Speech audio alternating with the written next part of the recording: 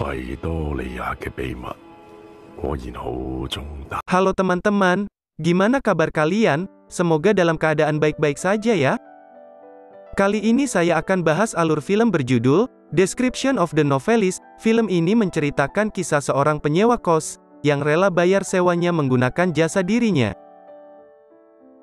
Sepanjang film, kita akan melihat bagaimana yang punya kos-kosan bebas menjelajahi dan mengeksplorasi lembah gunungnya semua. Daripada penasaran, langsung aja kita masuk ke alur ceritanya. Film kali ini berfokus pada seorang pria namanya Jay, berprofesi sebagai penulis novel yang laku keras, yang menceritakan kehidupan rumah tangganya yang harmonis, antara Jay dan istrinya, yang padahal istrinya itu sangat pemalas. Istrinya bernama Kiki, Jay lah yang suka beres-beres rumah, mencuci baju, dan kegiatan-kegiatan lainnya. Kelakuan istrinya ini ditutup rapat-rapat, karena orang-orang gak ada yang tahu kenyataan sebenarnya. Selain itu Jay memiliki warisan sebuah apartemen dari orang tuanya. Apartemen inilah yang ia sewakan kepada orang lain, tapi sayang kali ini apartemennya lagi kosong. Tapi tiba-tiba seorang agen properti nelpon, dan memberitahu ada seseorang yang berminat untuk menyewa apartemen orang tuanya Jay. Kemudian Jay pulang dan menemui orang itu. Dan ternyata, orang ini adalah seorang wanita cantik berasal dari Jepang. Wanita ini bernama Elaine, masih sangat muda dan sangat energik, yang selalu tersenyum dan menebar pesona kepada Jay. Setelah melihat-lihat apartemennya, Elaine pergi, dan meninggalkan sebuah kotak, dan ternyata isinya BH-nya Elaine, yang mana ukurannya cukup besar. Dengan penasaran, Jay meraba-raba dan mencium harumnya. Singkat cerita, si agen properti menelpon dan memberitahu, kalau Elaine hanya mampu membayar $30.000 aja, yang dimana ini jauh banget dari harga sewa yang Jay tawarkan. Tapi Elaine dengan lemah lembut memperingatkan Jay, kalau ada sesuatu yang ketinggalan di apartemennya tadi. Akhirnya Jay mengizinkan, dan memberi sewa kepadanya, untuk tinggal di apartemennya. Jay berpikir, ini adalah cara untuk mendekati Elaine. Singkat cerita, Jay dan Elaine pun semakin dekat. Saat Elaine lagi berenang, Jay pun dengan sangat fokus merekam gerakannya Elaine. Setelah itu, Jay mulai basa-basi sehingga mereka pun mulai akrab. Terlihat Jay benar-benar terpincut dengan kemolekan tubuhnya Elaine. Elaine sangatlah sempurna bagi Jay. Jay berpikir Elaine bagaikan malaikat, yang Tuhan kirimkan untuk mengganti istrinya yang super pemalas. Di saat Jay lagi bengong membayangkan Elaine, tiba-tiba jatuhlah sebuah stocking. Saat bersamaan Jay menerima notifikasi pembayaran biaya sewa, namun hanya setengah dari harga sewanya. Elaine pun langsung menelpon Jay. Dia bilang kalau sisa bayar sewanya akan dibayar secara tunai. Karena itu Elaine minta Jay untuk datang ke apartemennya, untuk mengembalikan stocking Elaine, dan Elaine membayar sisa sewanya yang kurang. Jay pun langsung memberi alasan kepada istrinya untuk pergi keluar. Istrinya yang emang super cuek pun tidak bertanya-tanya, dan mengizinkan Jay. Jay pun langsung disambut dengan senyum manis Elaine. Dengan pakaian yang seksi siap tempur, Jay pun langsung diservis olehnya. Di sini Elaine mencoba menego harga sewa, dengan memberikan servis yang memuaskan kepada Jay. Jay pun dengan senang hati menerima tawaran Elaine. Mereka pun bercocok tanam. Setelah itu Jay pun buru-buru pulang ke rumahnya, yang ternyata istrinya sudah menunggu Jay. Jay dengan cepat membuat alasan sehingga istrinya percaya-percaya saja.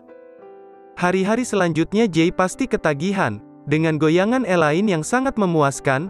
Karena itu Jay pun tiap hari selalu mencari waktu kosong, mencari celah supaya bisa kabur dari istrinya.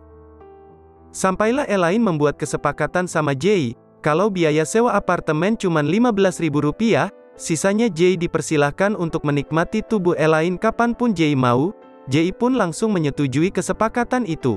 Saking asiknya Jay nggak sadar, kalau surat perjanjian itu terjatuh di bawah kasurnya. Jay dan Elaine bercocok tanam, sehingga Jay kelelahan dan tertidur di kasurnya Elaine.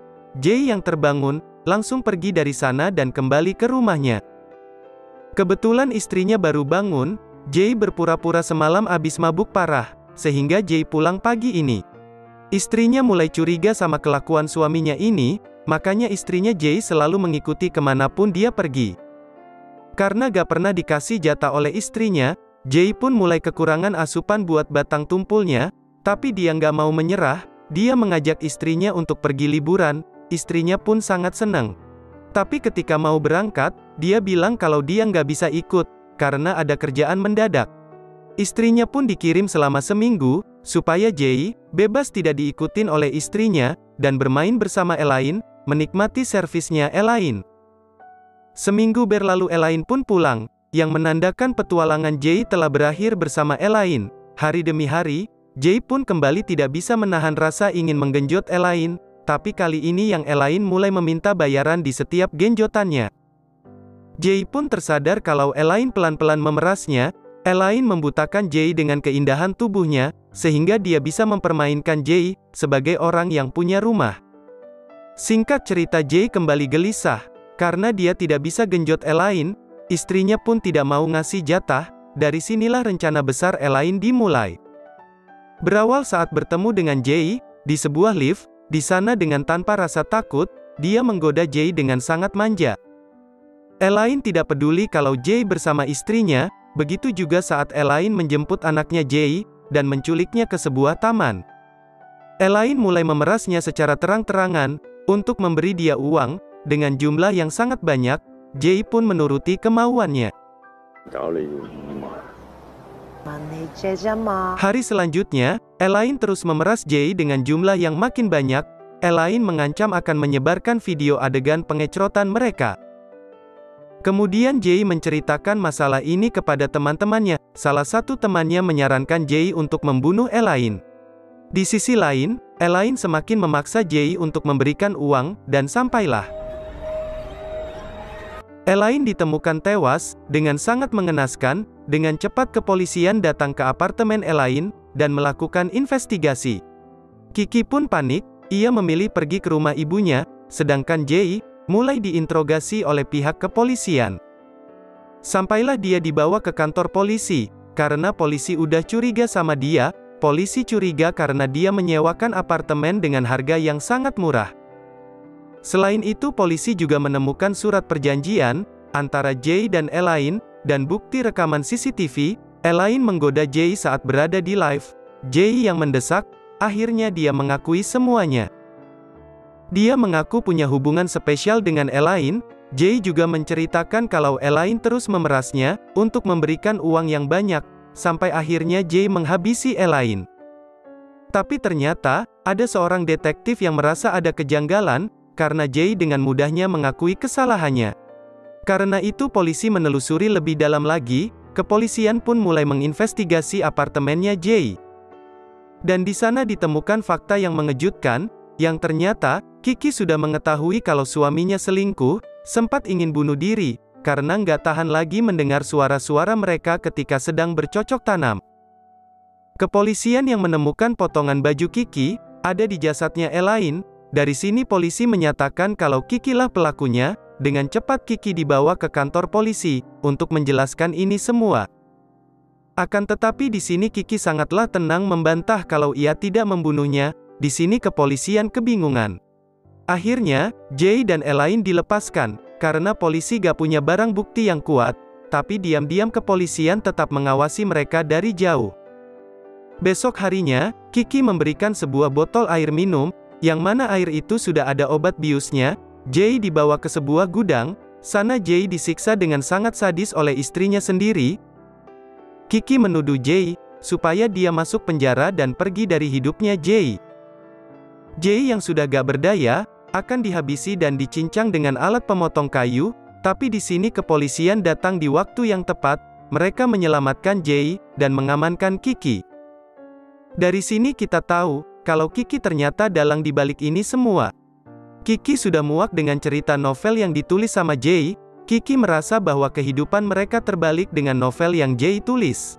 Karena itu, Kiki menyuruh Elaine untuk pura-pura menyewa apartemennya, supaya Jay bisa selingkuh, dan mencoreng nama baiknya. Tapi ternyata Elaine kepincut sama harta yang dimiliki Jay, dan berusaha memeras hartanya Jay semuanya.